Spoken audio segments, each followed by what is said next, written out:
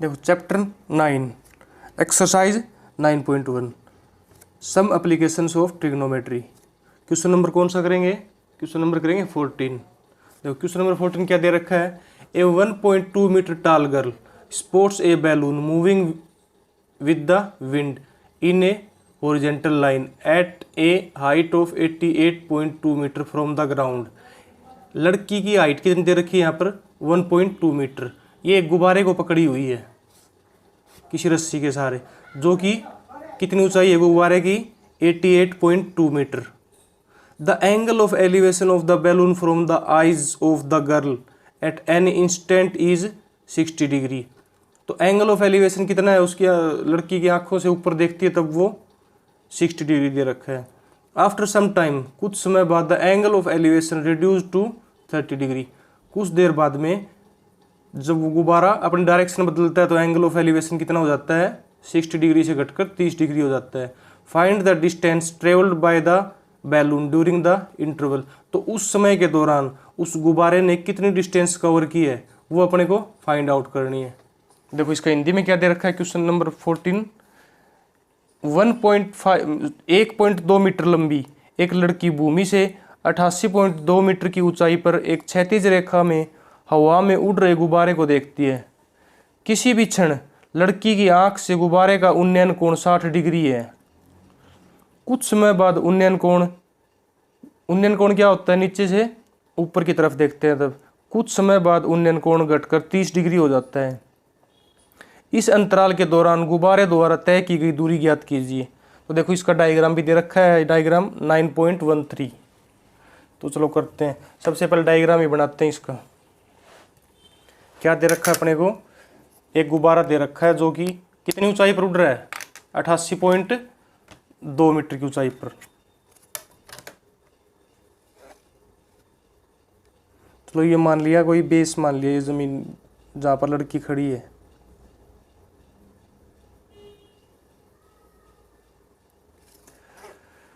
कि लड़की की हाइट कितनी दे दी यहां से?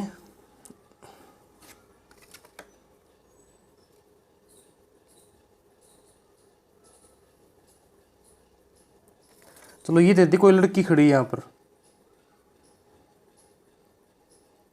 ये लड़की खड़ी है, इसकी हाइट कितनी है? 1.2 मीटर। और गुब्बारे की हाइट कहाँ से होगी? इस ओरिजेंटल, इस लाइन से होगी, ओरिजेंटल लाइन से।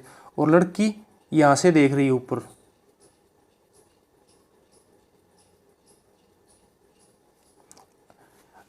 अगर इसका डायग्राम सही से ध्यान में आ गया तो क्वेश्चन आराम से हो जाएगा। ये देखो क्या दे रखा है कि कोई गुब्बारा उड़ रहा है, तो इसको एंगल कितना दे रखा है? सबसे पहले एंगल दे रखा है 60 डिग्री। तो यानी गुब्बारे को यहाँ मान लेते कि कोई गुब्बारा सब पहले यहाँ उड़ रहा था।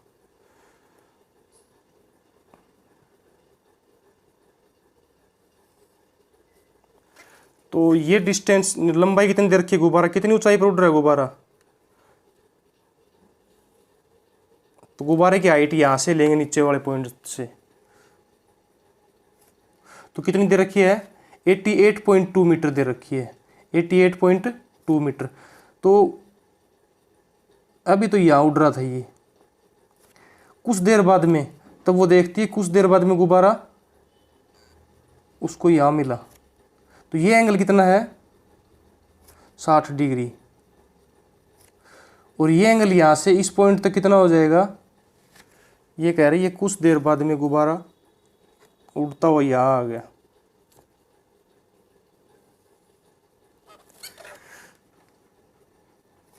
तो ये एंगल कितना बन गया बाद में? 30 डिग्री। ये अपने को क्वेश्चन में दे रखा है। तो हाइट तो सेम रहेगी, हाइट पहले भी इतनी थी और अब भी इतनी हो जाएगी। देखो ये डायग्राम बन गया अपना। कंप्लीट हाइट कितनी दे रखी है? यहाँ से यहाँ तक 88.2 मीटर दे रखी कंप्लीट हाइट, 88.2। तो देखो ये हाइट दे रखी है यहाँ से लेके और यहाँ तक दे रखी है। तो ये 1.2 है, ये वाली लड़की की हाइट, तो ये भी 1.2 हो जाएगा, 1.2। तो अगर 88.2 में से ये माइनस कर देंगे 1.2 तो कितना बच जाएगा? यहाँ तक, तो ई एफ, तो इसको नाम दे देते हैं पहले। तो इसको नाम दे लिया ए, इसको नाम दे लिया बी, इसको नाम दे लिया सी, डी, ई और एफ, जी, और इसको नाम दे लो एच। तो देखो ई और एफ की लंबाई कितनी दे रखी है अपने को, ई एफ की लंबाई दे रखी है अपने को 88.2 मीटर। तो यहां से डी ई की लंबाई निकाल सकते हैं, डी और ई की। क्यों? D E equal to 88.2 minus 1.2। यहाँ से इस कंप्लीट में से लड़की की हाइट माइनस कर देते हैं, तो कितना बच गया? ये बच गया 87 मीटर। तो ये लंबाई कितनी आ गई? 87 मीटर, यानी डी और ई के बीच क्या आ गई? 87। अगर डी और ई 87 आ गई तो बी और सी भी 87 हो जाएगी। तो यहाँ बी और सी भी लिख सकते हैं, B C equal to D E, तो ये भी 87 हो जाएगी। यानी परपेंडिकुलर कितना आ गया बी और सी के बीच का? 87। तो देखो आगे क्या करेंगे, इसको एक्स मान लेते हैं कि पहले गुब्बारा कहाँ था? यहाँ था। तो यहाँ से ये यहाँ आ गया उड़ता उड़ता, तो इस डिस्टेंस को क्या मान लेते हैं? एक्स मान लेते हैं। ये एक्स मान लिया, सी और डी के बीच की दूरी को एक्स मान लिया। तो देखो दो ट्रायंगल बन रहे हैं इसके अंदर, एक तो ट्रायंगल ए बी सी और एक ट्रायंगल ए ई डी। तो दोनों ट्रायंगल को यूज करके इसका बेस निकालते हैं। तो देखो वही बार बार में पंडित बद्री प्रसाद हर हर बोले यूज करेंगे। पंडित बद्री प्रसाद हर हर बोले। परपेंडिकुलर दे रखा अपने को, तो कौन सा यूज करेंगे? tan थीटा वाला। क्यों? p by B. तो सबसे पहले कौन सा ट्रायंगल लेंगे? In triangle A B C. यहाँ से बेस निकाल सकते हैं इसका, ए बी सी। थीटा कितना लेंगे ए बी सी में? ए बी सी का थीटा कितना दे रखा है अपने को? 60 डिग्री दे रखा है, ये वाला थीटा। ये देखो थीटा इक्वल टू 60 डिग्री। तो क्या लेंगे? tan theta equal to p by B. तो थीटा की वैल्यू रख ले यहाँ से 60 degree. tan 60 degree equal to p by B. तो देखो p कितना दे रखा है अपने को? tan 60 की वैल्यू क्या होती है? सबसे पहले तो tan 60 की वैल्यू होती है ओनली √3। क्या होती है? √3 इक्वल टू p की वैल्यू कितनी दे रखी है? 87 और डिवाइड बाई b निकालना है अपने को। तो यहाँ से b को इस साइड ले आता हूँ और √3 को नीचे ले आता हूँ। क्या आ जाएगा? b की वैल्यू आ गई 87 डिवाइड बाई √3। तो देखो नीचे √3 आ गया, तो √3 को सोल्व करते हैं। क्या करेंगे? ऊपर और नीचे √3 से मल्टीप्लाई कर देंगे। तो क्या कर दिया मैंने यहाँ पर?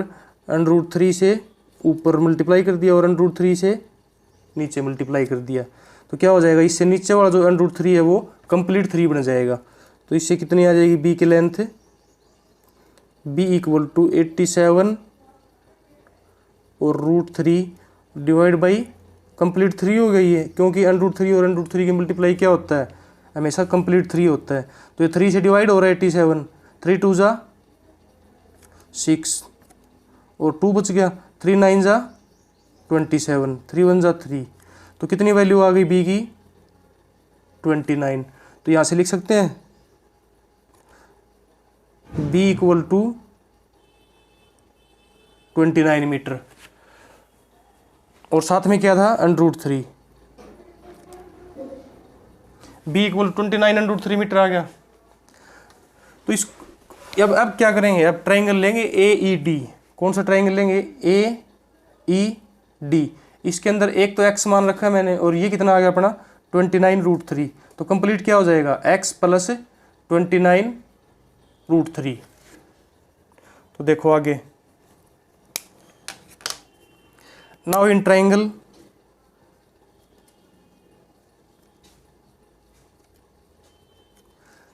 AED,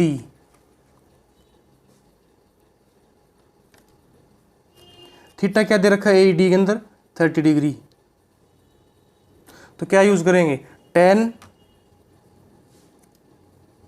theta equal to P/B, तो थीटा कितना दे रखा है 30 डिग्री, तो tan 30 degree equal to perpendicular upon base, perpendicular कितना दे रखा है 87, और बेस देखो बेस कितना हो गया अपना, तो यहाँ से लिख सकता हूँ मैं A और C तो आ गया अपना 29√3 और ये मान रखा था, तो A और D लिख सकता हूँ यहाँ से मैं, A और देखो दूसरे पेन से लिखते हैं इसको,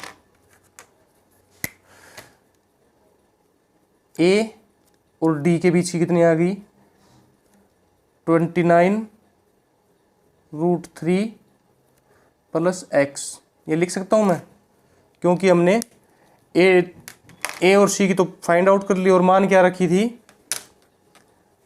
CD x, तो 87 डिवाइड बाई बेस कितना दे रखा है 29√3 प्लस x, तो 29√3 प्लस x, तो देखो यहाँ से 10 30 की वैल्यू क्या होती है, इसको यहाँ लिख रहे हैं 10 30 की वैल्यू क्या होती है,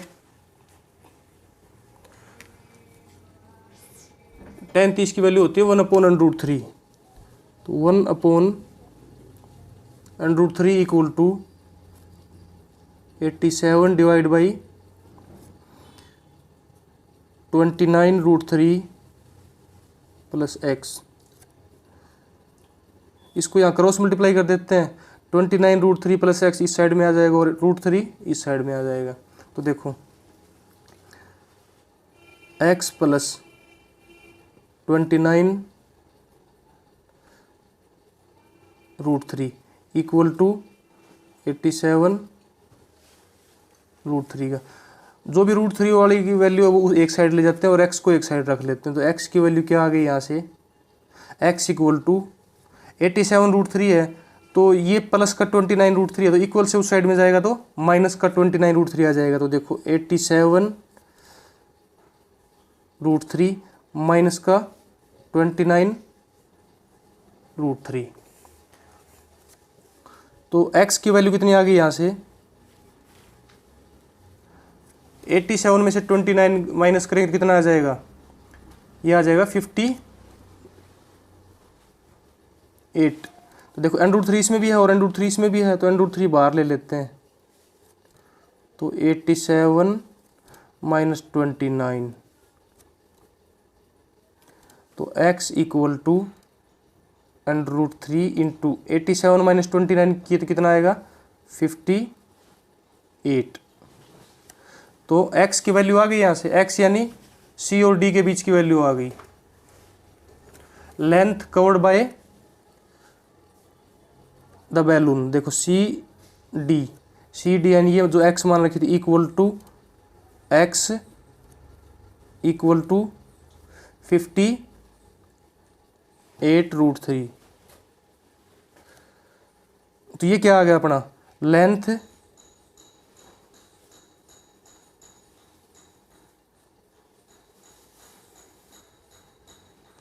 कवर्ड बाय द